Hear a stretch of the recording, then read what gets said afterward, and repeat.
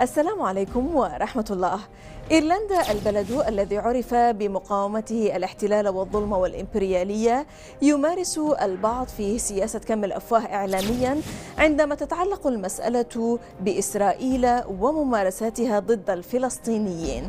خنق حرية التعبير في إيرلندا وتداعياتها من الداخل. معكم زينب الصفار، تابعونا.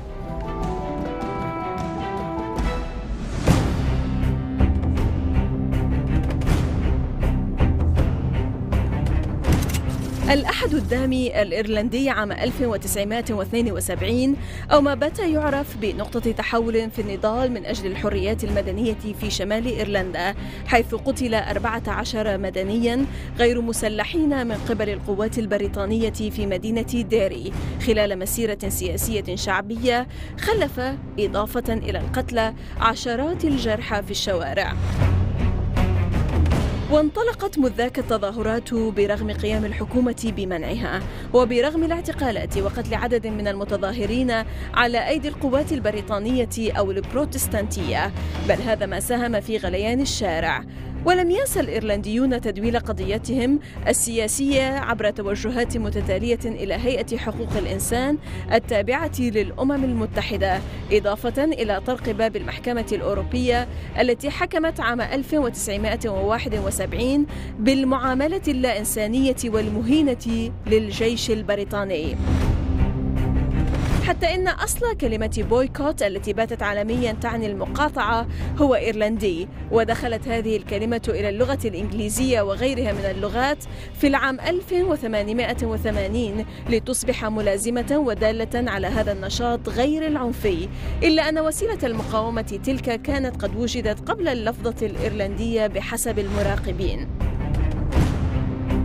إذن إيرلندا البلد الذي عرف بشعبه المقاوم للسياسات القمعية والتعسفية والإمبريالية ها هو يمارس سياسة مشابهة اليوم وضد أحد إعلامييه وبضغط من السفير الإسرائيلي وحاشيته في إيرلندا. إسرائيل المعتدية على حقوق الإنسان والأرض في فلسطين المحتلة وغزة ها هي تعتدي على حرية التعبير في إيرلندا، وها هي حاضرة وبقوة لفرض رقابة على آراء المواطنين الإيرلنديين. الإعلامي الإيرلندي بيتر كيرني أوقف عن العمل بعد شجار مع مرفق إعلامي حكومي إيرلندي بسبب اعتراض إسرائيل على بعض تصريحاته الإعلامية عن قطاع غزة المحاصر. فما حقيقة هذه الجرأة والوقاحة الإسرائيلية؟ وما سر هذا الخنوع الإيرلندي لمطالب سفير إسرائيل لديها؟ وكيف يصنف الحريات الإعلامية في إيرلندا اليوم؟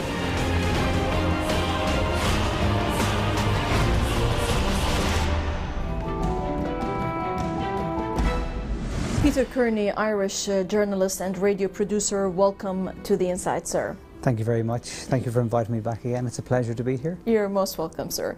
Now, Peter, you were the presenter of International Politics show on Dublin's Near FM, and there were claims that you have ridiculed Ireland's Broadcasting Authority, which is the BAI, after a complaint from the Israeli embassy was upheld. And also the Sunday Times reported that you have been suspended and told by station management that your actions were not acceptable. What was the Israeli embassy complaint about, and what precisely took place? Well, it was initially their complaint was about the program that I did on Gaza, which would have been in March 2013, where I interviewed members of Gaza Action Ireland, but most importantly Desmond Travers, who was part of the Goldstone report into Operation Cast Lead. He gave a talk in Dublin one evening, and I interviewed him about the report and what he'd seen there. I also interviewed a member of Gaza Action Ireland and an Irish politician at the time who had spent some time in Gaza. All of this I reported on the show. Now, the complaint from the Israeli embassy was the fact that there were no Israeli voices on that show.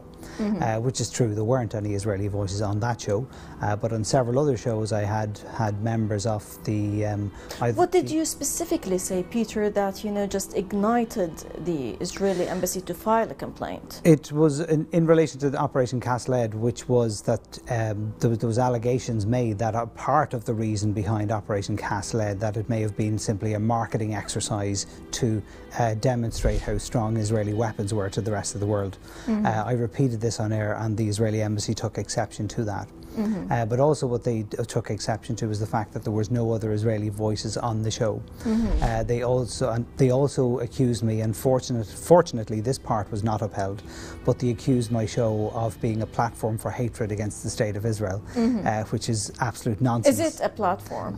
Not at all, not in any way, shape or form. Not on that show, and as I said already, by the fact that I have had other members of the Israeli embassy on the show, speaking quite freely about what they chose to speak about. Even during Nakba Commemoration Week, I had members of the Israeli embassy on the show, who had an open platform themselves to give their side of the story. I've had Holocaust survivors on the show, and I had a filmmaker who made a film about Palestine and Israel, which was broadly seen as a pro-Israeli film, on the show. All of those people were on, and they all had the opportunity to give their side of the story. So it's a platform for the Israelis, not for the Palestinians.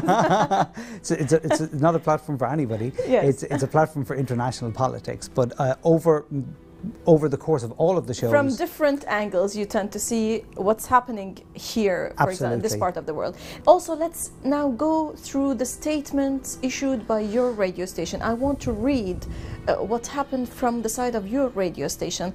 In a statement, Near FM radio station said, quote, Near FM fully accepted the decision of the BAI regarding the lack of balance in the international politics program of March 26. We stand over our apology as broadcast on November 6. The presenter who undermined that apology acted counter to Near FM's policies and has been suspended. The presenter was informed about the seriousness of this matter and acted contrary to Near FM's instructions. His views are not the views of Near FM. Yeah, they are going down in their way of trying to appease to the Israelis or even to the BAI. The report adds that you, Mr. Kearney, you were unrepentant on your Facebook page, and you made some comments. You said, I have a clear conscience, the suspension is wrong, the Israelis are wrong. Peter, here, could Israel be so determined to stifle, to silence, to muzzle any criticism of its crimes against the Palestinians, to the extent of going that far of flexing its diplomatic muscles against a radio station which is, you refer to it as a small radio station in Ireland? They must be, because it's a very small radio station in Ireland. It's a community radio station, and as most people know, people would generally listen to mainstream media, public or commercial media. So it's a very small radio station. Compared to those other stations, the listenership is quite small. So if they were to come after my show and after myself, it really shows how determined they are, or how desperate they are, to close down any kind of comment whatsoever. It really is incredible, because I'm not aware of any other group, any other political group that goes to such extent, to such lengths to close down any commentary about them in any way, shape or form, particularly should that commentary be slightly questioning or negative in any way. So coming after my show on such a small station really demonstrates that. This is very strange, because as far as we know, people here in this area, that the people of Ireland are well known for their resistance, for this spirit, you know, in face of injustice, tyranny, imperialism, colonialism, occupation. This stance is very much strange to us. Yeah, it is. It's very strange to a lot of people, and even people in the station themselves in the early days were quite supportive of me. So it is very strange. Some people might argue that in recent years, when Ireland became a wealthier economy, maybe that desire for resistance drifted away. The Irish economy started to grow in the late 90s, which is round about the same time as the peace agreement came into place in the north of Ireland, which also had effects on the south of Ireland. Is it a coincidence? I'm not really sure. Let's say it is a coincidence that both happened around the same time. Is that why it made my show such easy pickings? I don't think so. Maybe it's, you know, but no clarification was given to your suspension so far. Well, the clarification or the explanation that they gave was that I proved to be reluctant to adhere to the station policies and procedures. And the station policies and procedures will be laid out in a manual, yet that changed somewhat after the show that I introduced, or after the show that went out and the apology was read out on. From that point forward, any discussion at all on Palestine and Israel had to be submitted to the station before it could be aired. That wasn't the case with any other topic. You could talk freely about Tibet. You could talk speech. Yes, about everything, but not on Palestine and Israel. Maybe because also you condemned the BAI and said that the I in BAI stands for Ireland and not Israel. Yes, that show that went on out in November, where the apology was read out on, since that time and in meetings, in my disciplinary meeting afterwards with the station, I made it clear to them verbally and in writing that that show itself didn't live up to my own standards, and that show itself, in the way it was conducted, wasn't professional and it wouldn't be repeated, and I was very clear about that verbally and in writing. Yet that didn't seem to be enough. What they wanted was for me to agree to submitting anything about Palestine and Israel to them before I would air it, and I couldn't agree to that because my experience was that when I did do that, I did that on two occasions. On both occasions my interviews were blocked. I did an interview with Al-Haq, a leading member of Al-Haq in Palestine. I even did an interview with somebody from Haaretz, the Israeli Haaretz newspaper. Both of them were blocked. So my experience then told me that this is what was going to happen again. Right. Now, what about your fellow journalists, your colleagues? How did they react to this action taken by Near FM radio station against you? And what were, in your opinion, the implications of such an action against a journalist? Well, I have to say that I didn't have a whole lot of support from my fellow journalists in Ireland. The support that I got was very much from ordinary people, from people in the Palestinian support campaign, but in Sadaka. The Palestinian Solidarity Campaign, Sadaka, Gaza Action Ireland and so on, but not just the Palestinian support groups. I got support from people who are working with other NGOs or other charitable organisations who really did see it as an attack on free speech. And they saw that more as a criticism of Israel rather than the station itself. So I didn't hear very much from my Irish journalistic colleagues, to be brutally honest with you. Why not? I don't know. You could put it down to the fact that I was little known to them. At that time, I mean, the issue is not about you personally, but it's about a radio station taking such an action against a journalist, against one of its employees, and in answer to a complaint by a foreign embassy, like the Israeli embassy. Quite possibly it was that people were afraid. There had been other examples of other much more prominent Irish journalists and presenters who had made comments about Israel and they were rebuked. There would seem to be a certain amount of fear around Israel and Palestine. There are papers who won't publish it. Right. Peter, quickly, if I may, before we go to the break, why do you believe the argument that your program lacked balance is false? Why the program itself, because I see all my programs as a unit together. I don't see that program in isolation. I see it as balanced because I'm putting it together with all the other programs I've ever done about Israel and Palestine where Israel had more than adequate representation on it. So for that reason I believe it was balanced. Right, Peter, we're going to stop now for a short break, but then after the break we'll talk a bit more about the Israeli actions, the things that it perpetrates in Ireland and how the people in Ireland react to this. إذا فاصل قصير ونعود، لا تذهبوا بعيدا.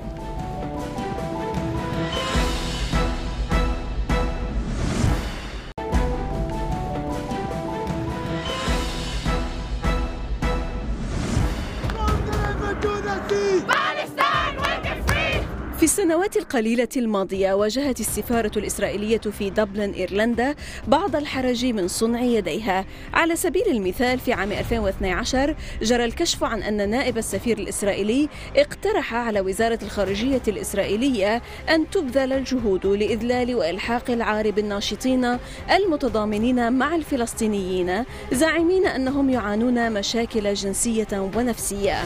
الإعلامي الإيرلندي بيتر كيرني كيف برأيه جرت مقاربة هذه المسألة على المستوى السياسي والرسمي والجماهيري وعلى مستوى صفوف الناشطين أنفسهم. Well, obviously the activists were enraged by such comments like that. They've been known for making a couple of tweets like that. They've also made tweets around the time, there was a tweet around the time of Christmas time, something along the lines of if Mary were alive today, she probably would be attacked by a group of Palestinians in Bethlehem. This is what they've tweeted. Recently they've tweeted pictures again of a famous statue in Ireland, in Dublin, known as the Molly Malone. Molly Malone is a woman that's seen as symbolic with Dublin, and her statue is in the Dublin city centre. Excuse me. They recently tweeted a picture of her that had been photoshopped, fully covered in the Muslim veil and the hijab and the facial guard as well, saying niqab, essentially saying that this is Dublin's future if it's not careful about Muslims, or something along those lines. Again, publicly, Irish people were outraged by such posts and by such tweets. So the public and the activist movement were totally outraged by it, but the activist movement in many ways weren't surprised because they become used to these type of tweets from the Israeli embassy in Dublin. Officially, again, we don't see a whole lot happening about it. You would imagine that in an issue like that, by a so-called what you would expect to be a respectable embassy, you would imagine that eventually the ambassador would be summoned by the Irish Taoiseach, which is the Prime Minister, so you believe here that there's or a at kind least one of the Irish government ministers to answer for their actions, but that doesn't seem to be happening. So at an official level, there doesn't seem to be anything happening at all. But also in most of the mainstream Western media outlets. They stand, for example, in face of what the Israeli embassy is doing. They don't stand against them at all. No, there's a lot of noises made. There used to be a lot of noises made by one of the government parties at the moment, which would maybe be they seen are as a fearful of being branded like anti-Semitic, the way it happens with Many people would argue that it's no longer a left-wing party. Prior to getting into government, and indeed a lot of their members would have been and might still very well be members of Palestinian support groups, and they would have made a lot of noises, particularly around the time of the Palestinian application to the United Nations. Yet when it comes to government policy, nothing really seems to happen about that. Nothing solid, no pressure. We don't use our position within the EU to really put pressure on Israel. No, nothing solid. Have you ever been to Gaza? I have not been to Gaza. No, never. Are you planning to go to Gaza, especially after the last? I would like, yes, I would like very much like to go to Gaza to see what has happened there. Palestinians, it's due to the failure of the international community to hold Israel accountable, to make Israel respect and abide by international law. We don't know. I mean, it seems to be very complicated, but really it's extremely simple. Israel just has to do what it has been told by the international community for years and years and years. It would seem very simple and very obvious. Firstly, stop bombing Gaza. Okay. Secondly, lift the blockade, lift the siege, and likewise in the West Bank. That's all seems very simple. The wall in the West Bank is illegal. Land taken through war is illegal. There's been resolution after resolution that seems to be is being ignored.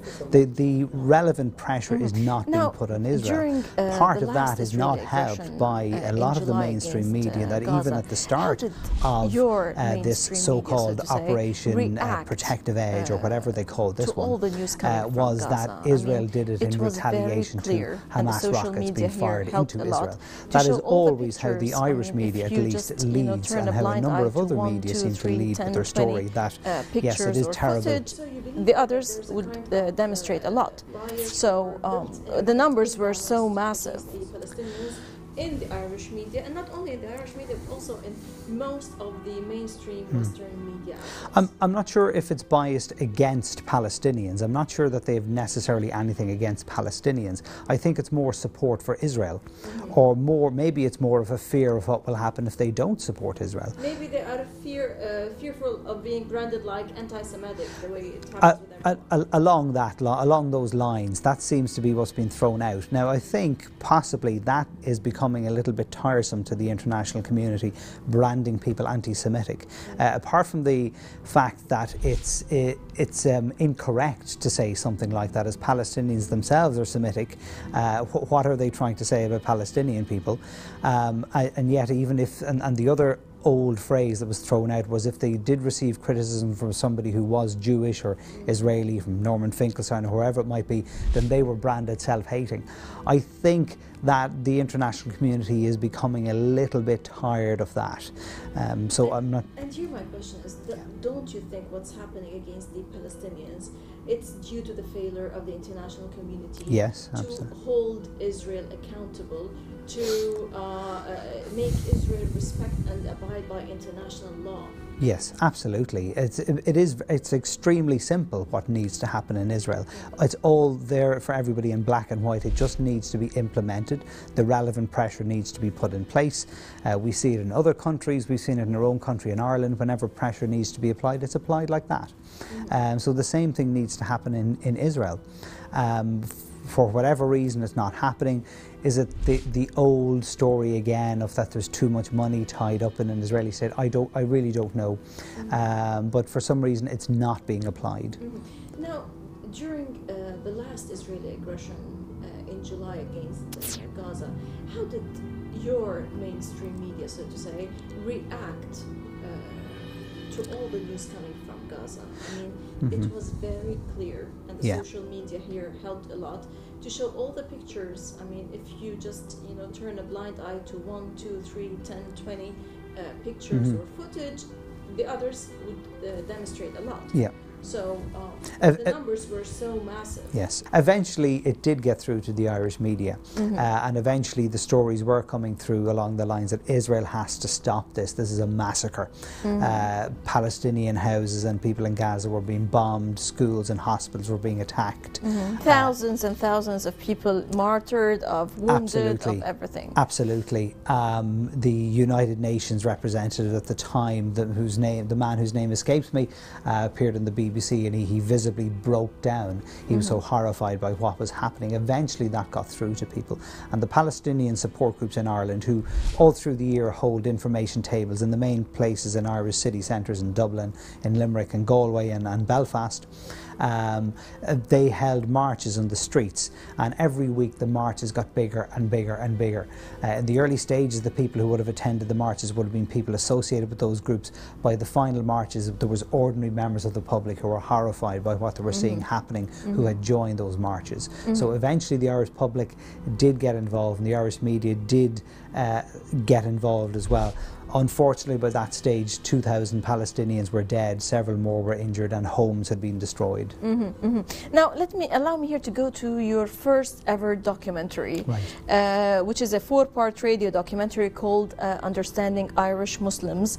It demonstrates Muslims' integration into the Irish society. It's a 4-episode doc, and again, you've attempted to broadcast it on Dublin's Near FM. Same station, I don't know why. Yes, but also this time, again and again, Near FM had decided to censor the opinions of a Palestinian woman and her family from the documentary episode of Understanding Irish Muslims on the basis that this family conversation constitutes what they termed current affairs. Where is free speech in all this? What happened to the freedom of expression? And the issue, it seems that they are so sensitive when it comes to, as you said, Israel-Palestine. Yes. Yeah, completely. I don't really understand it at all. It was a 4-part doc, as you said, and that issue that was censored was deemed to be, according to the contractual obligations, to be current affairs. I really don't understand how that was the case, and I questioned it. I didn't get a satisfactory answer, because the third episode, one of the episodes, was about what we would call the Arab Spring. Yes. So how that wasn't deemed to be current affairs when you consider that the effects of that are still continuing today. That and some of the people I interviewed for that episode were talking about what was happening in Syria today, how that wasn't deemed to be current affairs, yet a Palestinian family whose home I was in, we were chatting casually over tea and cake, and their cat was on the sofa at the time. It was a very casual family conversation. It seems that Near FM is very allergic to Palestine. Well, I would say that they're very afraid to cover it, very afraid. Yes. And I couldn't understand it, but it was a 20-second clip that got lifted out of it altogether, where this family were speaking normally about their homeland. Every other Muslim family who was on the documentary, where appropriate, also spoke about their homeland. Right. Yes, you said that in the third part you talk about the Arab Spring, and you talked about, did you talk with some of the people who fought? I interviewed some of the people who fought in Libya, and then some people who lost, who would have lost a son in Syria. So these are people that I came across at the time. Yeah. Yes, can you just talk a bit about here, what did you come up with in this part of your documentary? Because you talked, because it speaks, I think, to a certain extent about Irish people who served and fought in Muslim countries. Yes. I suppose the motivation behind it was because part of our own history in Ireland is, as well as fighting the British that we did for hundreds and hundreds of years, Irish people themselves have always fought in foreign wars. Irish people fought in America, Irish people fought in Spain, and in the Spanish Civil War, the American Civil War, in the World Wars as well, in Vietnam and Korea, everywhere. And also I was linking that with today Irish people were going abroad and fighting in Libya and in Syria at the time. So that was the connection, that was the motivation behind it. What did you come up with? I came up with, it was very general really. Or allow me to paraphrase my question, is how much, to what extent is the takfiri extremist trend finding its way into the Irish society? But there's no real evidence of that. Because we know that the recruitment level is going on the run day after day higher in the UK. Yes, this is what they say. Now, in Ireland at the moment, there doesn't seem to be any evidence of that. There doesn't seem to be any evidence that there is takfiri recruitment in it. Now, I know some people have made the allegations that could be happening, but thus far there hasn't been any evidence of that. So we haven't seen anything of it yet in Ireland. We hope that you won't find any kind of people who are being recruited for extreme behavior. Peter Kearney, Irish journalist and radio producer, many thanks indeed for this interview. Thank you very much. You're most welcome. إذا لقاء جديد في الأسبوع المقبل مع ضيف جديد وقضية جديدة ودائما من الداخل. للمزيد من التواصل بريدنا theinside@almayadeen.net وصفحتنا على الفيسبوك من الداخل، من كل فريق عمل من الداخل من كل الميادين. السلام عليكم ورحمة الله.